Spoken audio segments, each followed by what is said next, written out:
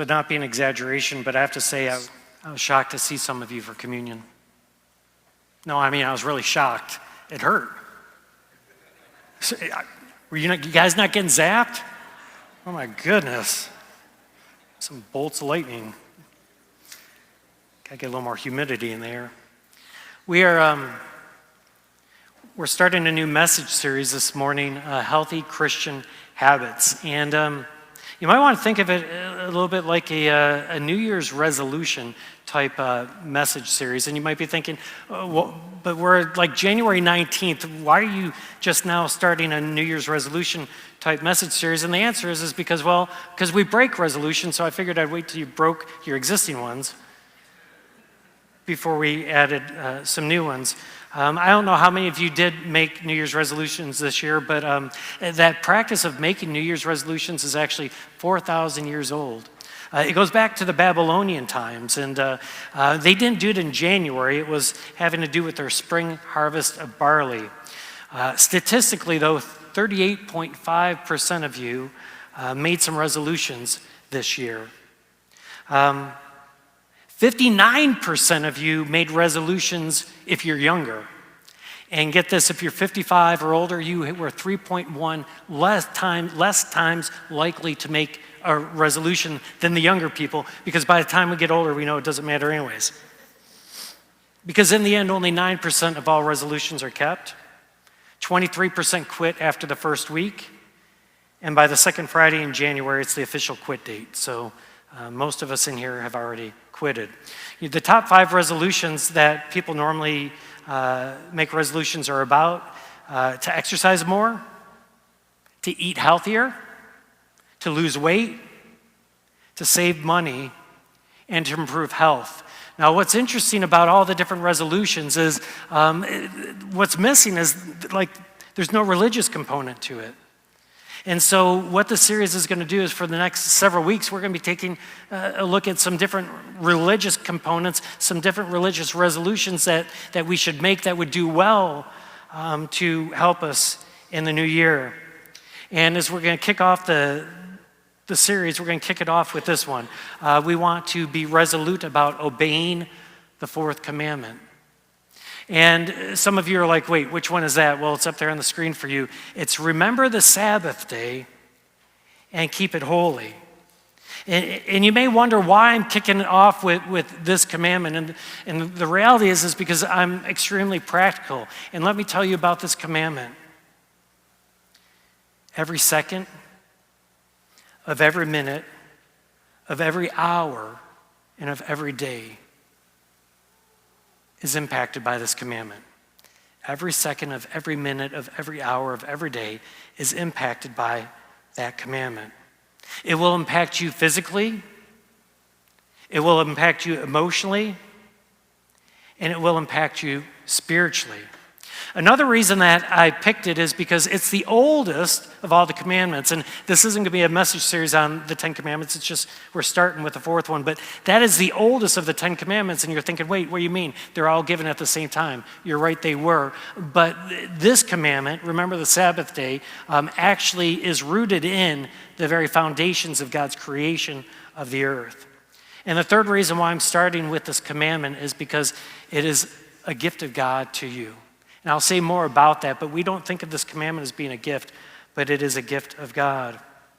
Now, I want you to think, how many times have you heard a sermon on remembering the Sabbath day and keeping it holy? And chances are you may not have ever heard it preached on before. I'm trying to think, the 26 years that I've been preaching and teaching, maybe I've only preached 1 or 2 sermons on this because it's not talked about. It's not talked about because if we're going to be really honest, we don't really have 10 commandments, we have 9.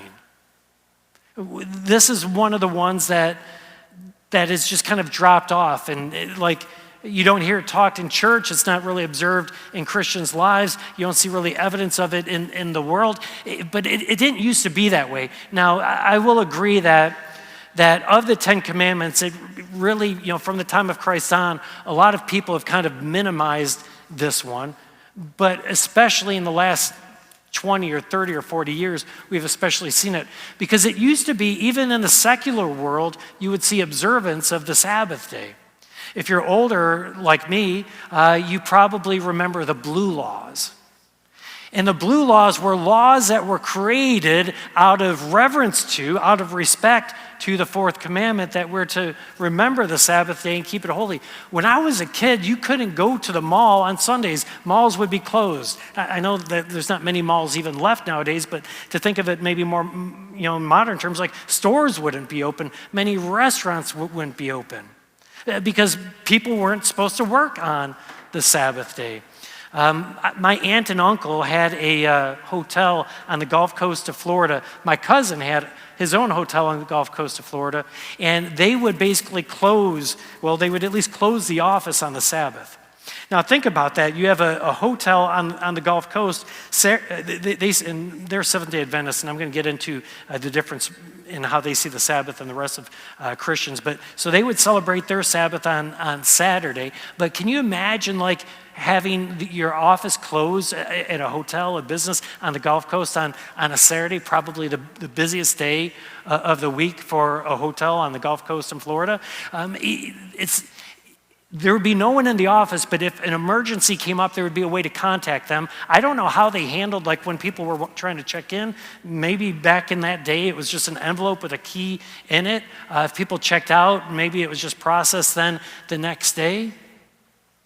But we do actually see some remnants of that even to this day. Think about Chick-fil-A. You can't go there for lunch, can you? And think about how crazy and how profound that is, that a fast food restaurant would be closed 1 out of 7 days. How much income are they losing by being closed? Think about Hobby Lobby. They do the same thing. Now, if you're going to close during a certain day of the week, you might as well close on Monday or another day that people are at work, because you're not going to get as much business. But to be closed on a Sunday when people are off and when they could make it into the store, that's quite a commitment. Even here in Texas, beyond that, we still have some remnants of the blue laws. If you want to buy a new car, you can't go both Saturday and Sunday. That dealership is required by law to not sell cars on either Saturday or Sunday. They can't be open both days. It's a holdover to those blue laws. If you're wanting liquor because you need it because your team lost yesterday, or they're losing today, you cannot go to the liquor store and buy liquor on Sunday. It's a holdover to these Sabbath laws. Now, what is the Sabbath? And where does it come from? Well, it comes from creation, honestly. Let's take a look at Exodus chapter 20, verses 8 to 11. It says, "Remember the Sabbath day by keeping it holy. For 6 days you shall labor and do all of your work, but on the seventh day it's to be a Sabbath to the Lord your God. On it you shall not do any work, neither you, not your son or daughter, not male or female servant, not even your animals, not even foreigners that are living in your towns." Focus specifically on this. "Because in 6 days the Lord made the heavens and the earth.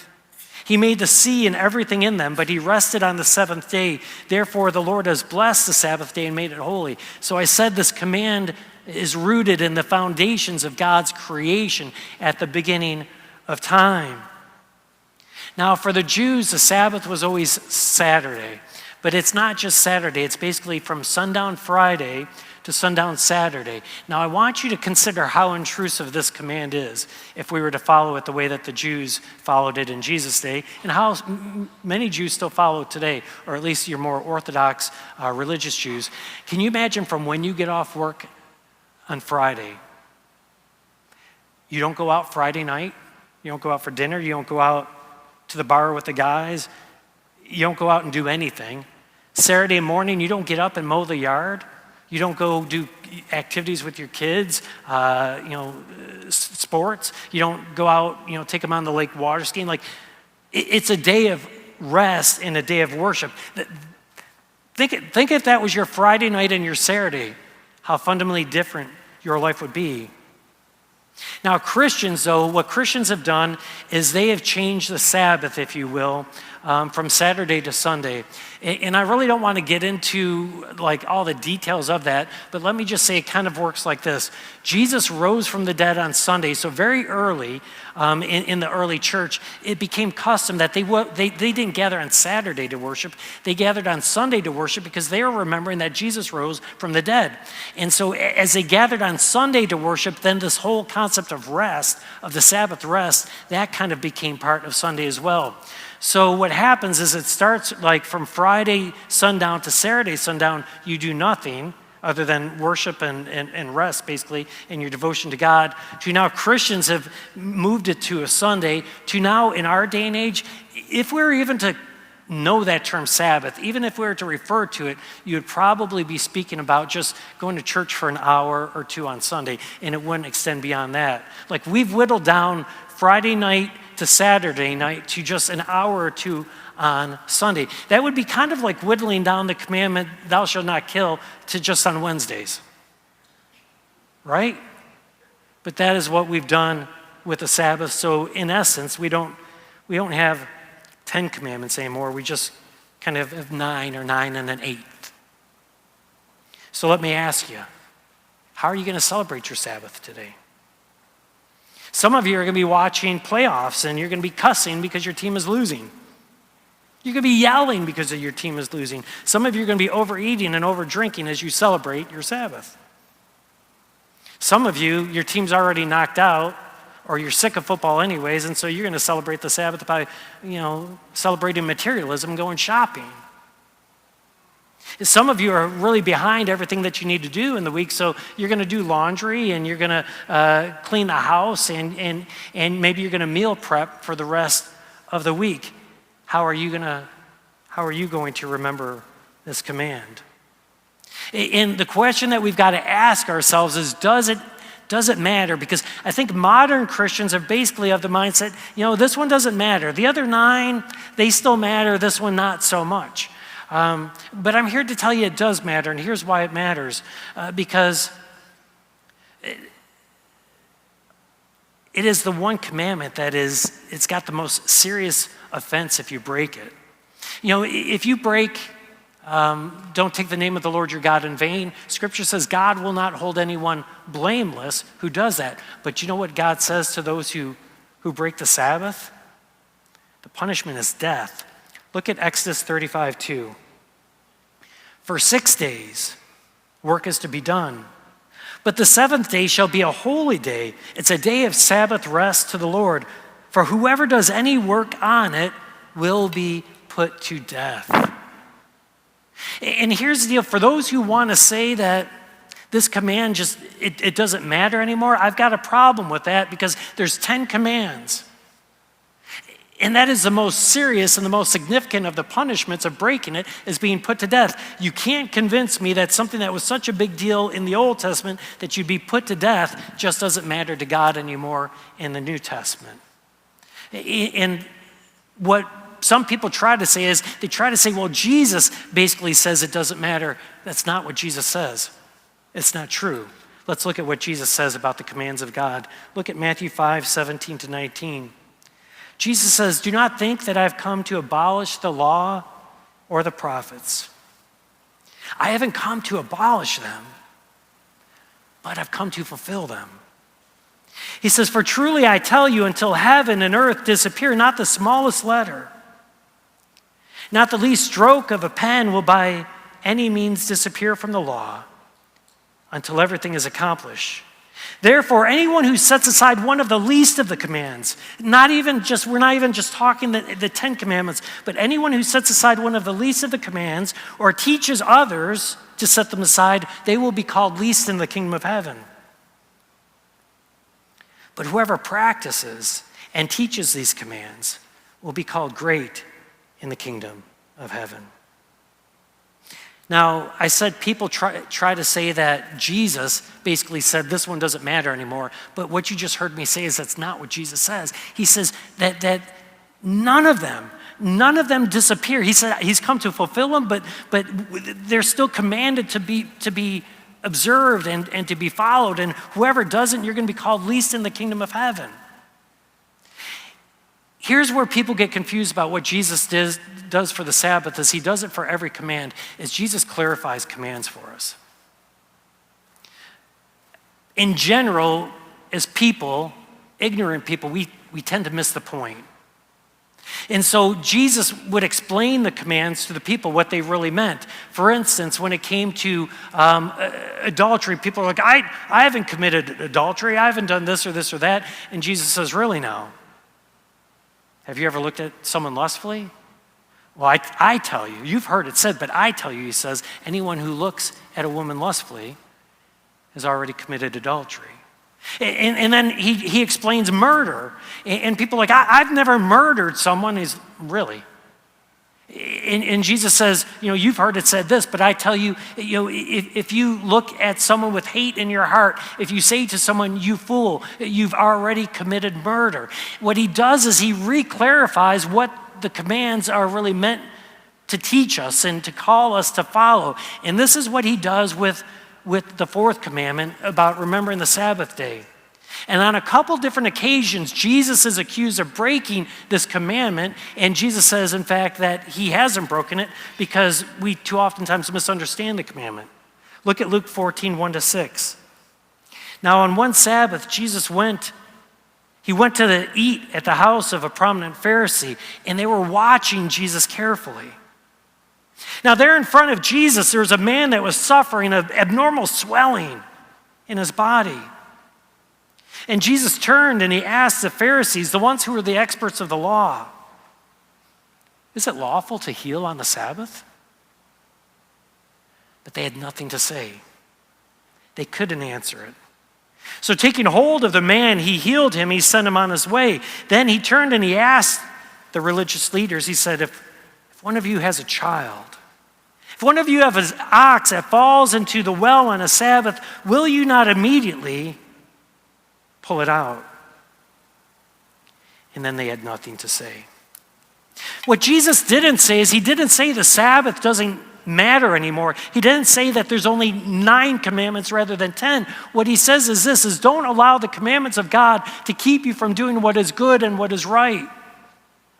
And if that is helping someone, if that is healing someone, if that is caring for someone who's sick, or whatever that need is, then it is good and it is right for you to do it, even if it is on the Sabbath.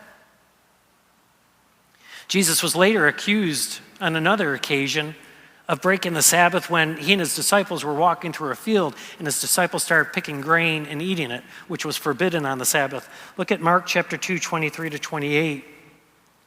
Now, one Sabbath, Jesus was going through the grain fields, and as his disciples walked along, they began to pick some heads of grain. And the Pharisees said to him, look, why are they doing what is unlawful on the Sabbath? And Jesus answered, have you never heard what David did when he and his companions were hungry and in need? In the days of Abiathar, the high priest, David and his companions, he entered the house of God, and he ate the consecrated bread, which is lawful only for priests to eat. And then he also gave some to his companions. And then Jesus said to them, the Sabbath was made for man, not man for the Sabbath. And so the Son of Man is even Lord of the Sabbath. Jesus is saying this, like the Sabbath isn't there that somehow you please God by obeying the Sabbath. The Sabbath was given as a gift for you. It was given for your benefit. So if it comes to healing, then heal someone. If it comes to helping someone, help someone who's hurting. And if you're hungry, go ahead and eat, because if the Sabbath is made for you and you're not for the Sabbath, how is the Sabbath helping you if you're having to go hungry because you can't eat?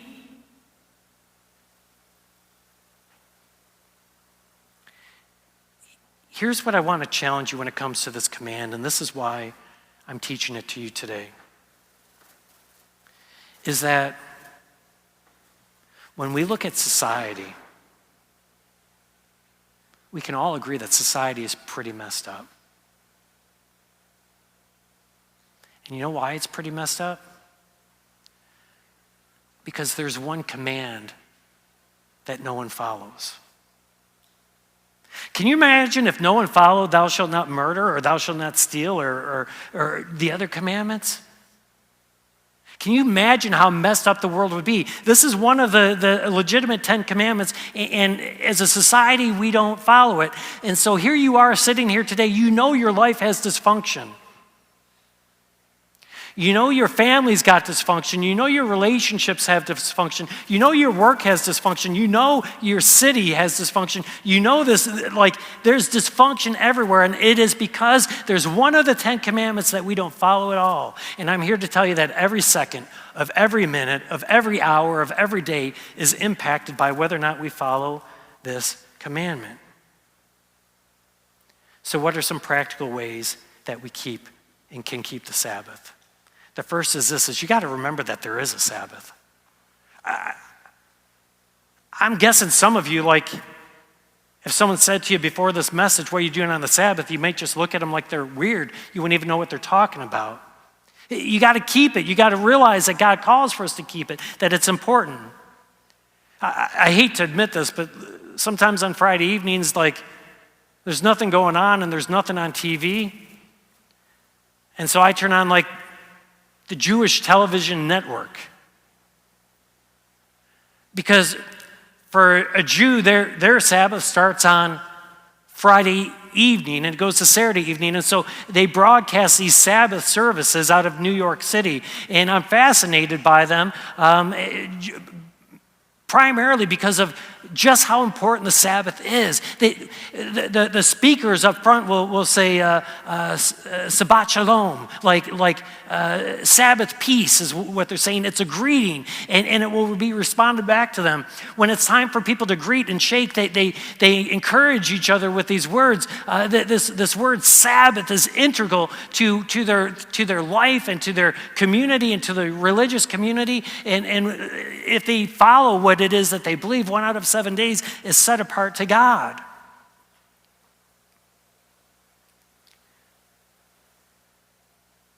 Every Sunday, as I'm finishing my announcements, I sit here and say, so not to distract, please make sure that your phones are on vibrate. If your kids get fussy, take them out.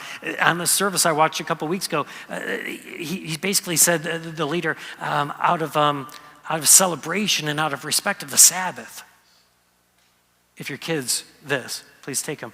Make sure your phone's this, because they respect the Sabbath.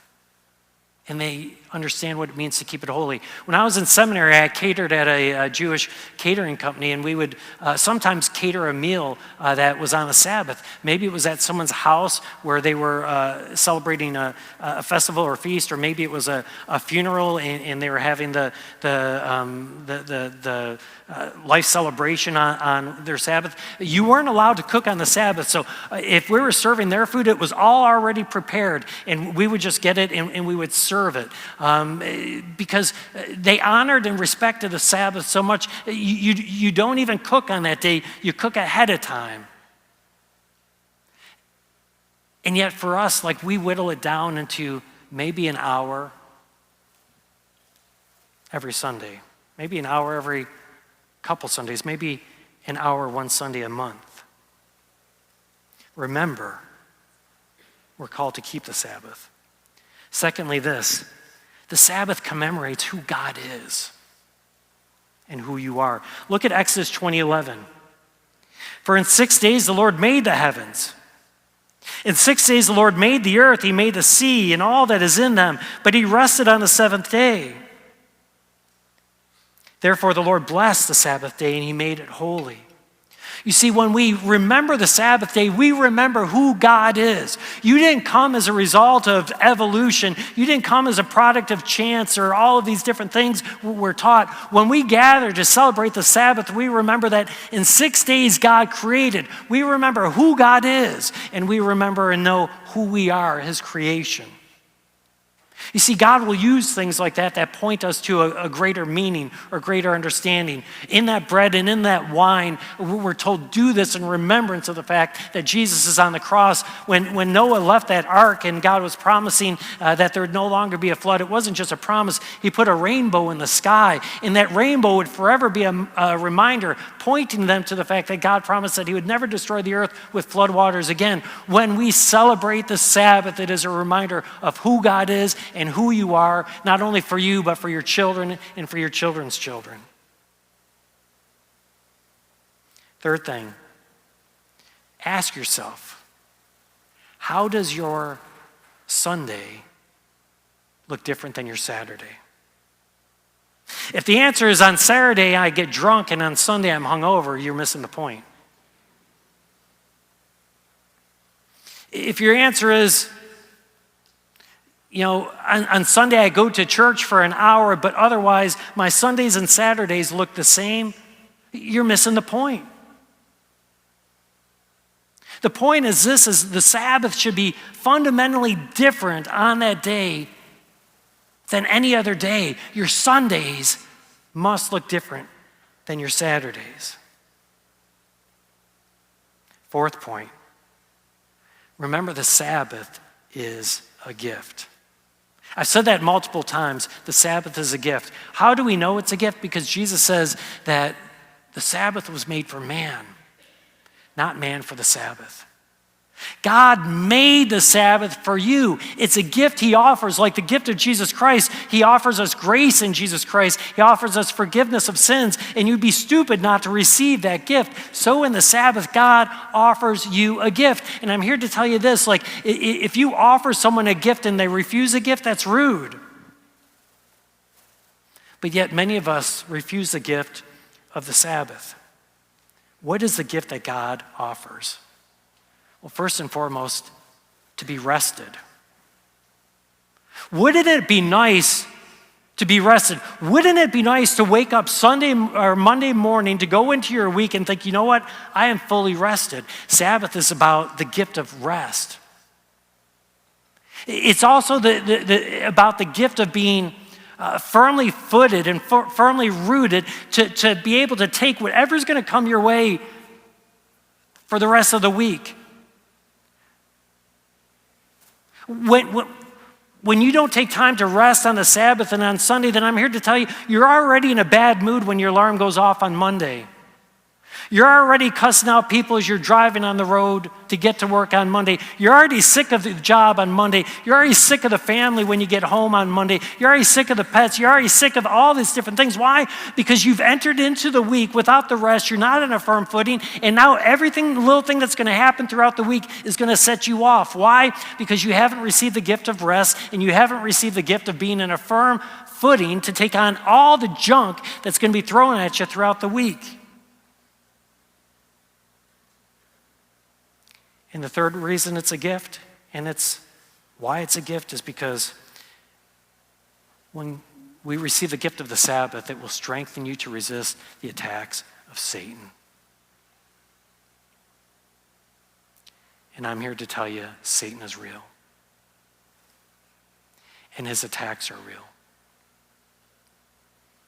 And he's going to know when you're prepared and when you're ready and when you're strong and when you're not. And when you don't receive the gift of the Sabbath, you won't. And I can assure you, he's going to attack. The Sabbath ultimately is about two things. It's about rest and holiness. Let me talk about both of those. First, it's about rest. We have to have adequate rest. All of us do. They tell us we're supposed to sleep 8 hours a night. I think I slept 2 or 3 last night. On a good night, maybe I sleep 6. But what study after study after study shows is people who get 8 hours of sleep, their immune system's going to operate better. They're going to be healthier. They're going to live longer. Why? Because God's made us so that we need rest. Not only has he made us that we need rest, animals need rest. And back in the days, if you had oxen or if you had horses or whatever your animals are that you're using for the farm or whatever you're doing, they have to get their rest. Not only do we need rest, not only do animals need rest, but land needs rest.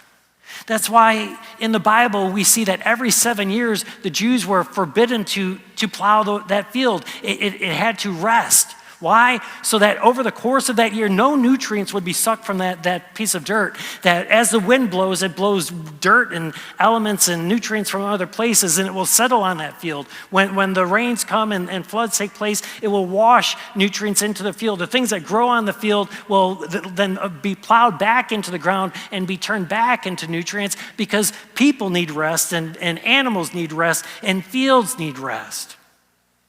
When I was in high school and playing sports, when we got to playoff time, sometimes you had to travel long distances here in Texas for where that playoff game was. And on a couple of occasions, we would go and spend a night at a place, and the game would be the next day. Why do you think the coach would always say there's going to be a curfew?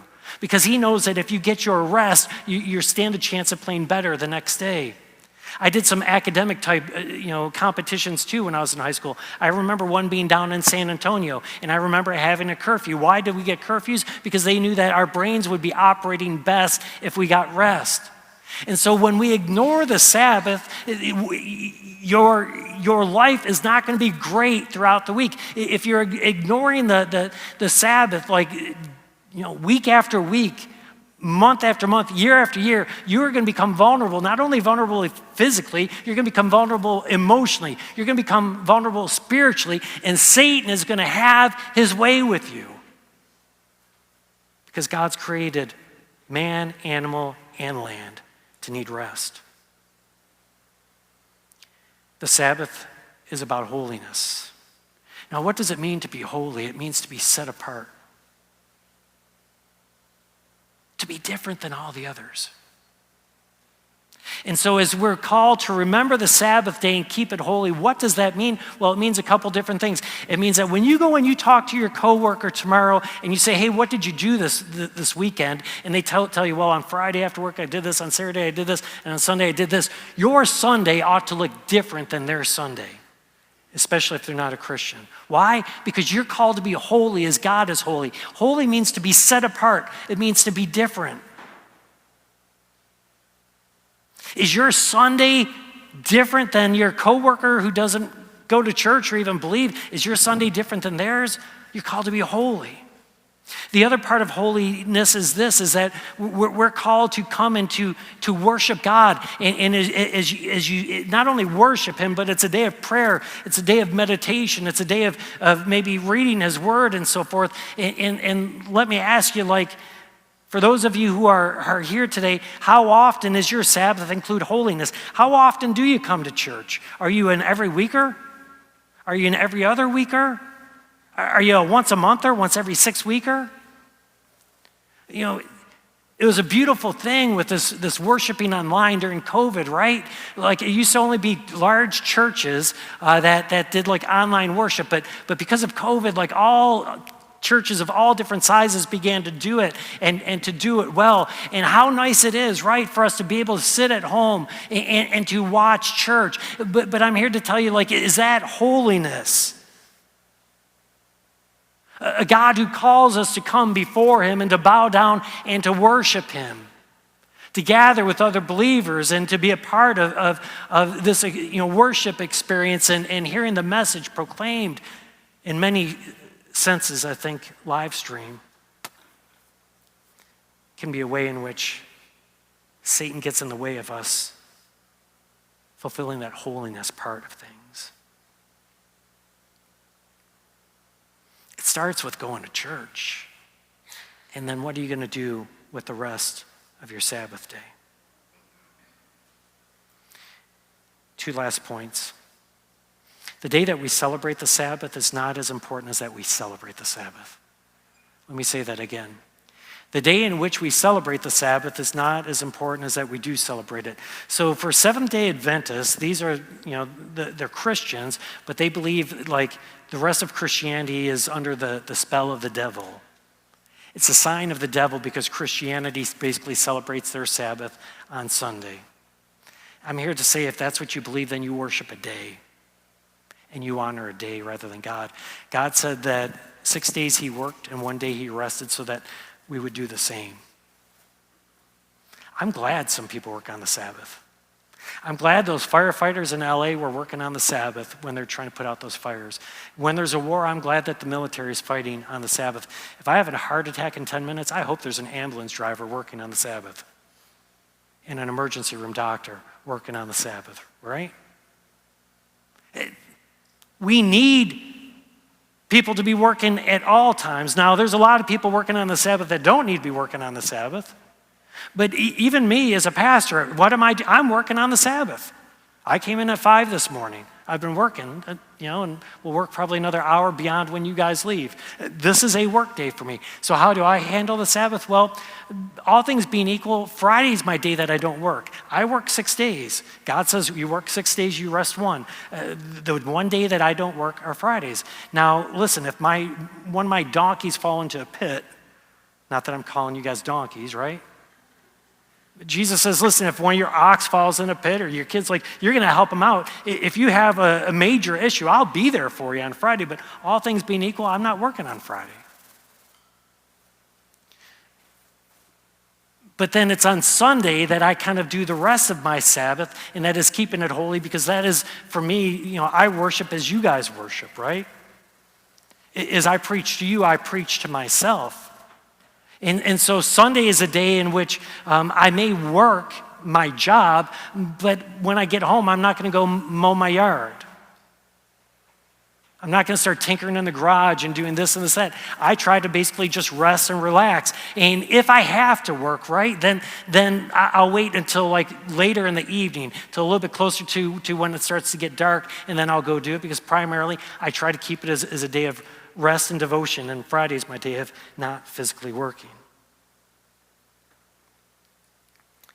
And then my last point is this. Jesus says, I am the Lord of the Sabbath. What does that mean? It means that Jesus will define for us what it means to follow any of these commands, including what it means to remember the Sabbath day and keep it holy. Do you know that the Pharisees, they came up with basically 39 categories. 39 categories of forbidden activities to keep you from violating this. A pastor friend of mine that was 40 years before me talked about when he was in seminary in the Jewish community, the seminary is located in this Jewish community, and there'd be this old Jewish lady who called him over to screw in a light bulb because she didn't want to break the Sabbath. They came up with 39 different categories so as not to break that. Here's the deal, Jesus is the Lord of the Sabbath. I'm not saved by my ability to obey the Sabbath. I'm saved by the blood of Jesus Christ, and he perfectly obeyed the Sabbath. He perfectly obeyed all of the different laws. And so for me, if it's just been a real busy week, I might mow my lawn on Sunday. I'm going to try not to. It's going to be my plan that I don't. I might have a busy week, and I might have to work some on Friday when I try not to. In the end, if I end up breaking that, I break that because I'm relying on the blood of Jesus. But all things being equal, I understand and I appreciate the value of it, and I try not to. But in the end, Jesus is the Lord of the Sabbath. And the Sabbath is for us, not for him. I encourage you, look at your church attendance. How good are you at obeying the Sabbath? Look at how you spend your Sundays and how you spend the rest of your day today and how you're going to spend your next Sunday, and how good are you at remembering the Sabbath day and keeping it holy. And lastly, remember that the Sabbath is a gift. It's a gift from God. It's a gift of functionality. Don't you want your family to be more functional? Don't you want your relationships to be more functional? Don't you want your work to be more functional? Don't you want functionality? Sabbath is about functionality. It's about rest. Don't you want to feel rested? It's about holiness. Do you not want to be holy? And ultimately, it's about protection from the attacks of the evil one. And don't you want to be protected from the attacks of the evil one? Would you join me in a word of prayer? Gracious Almighty God, we just thank and praise you for this morning, to be able to come into to kick this series off on different habits and different things that we can do to have a more blessed life in this new year.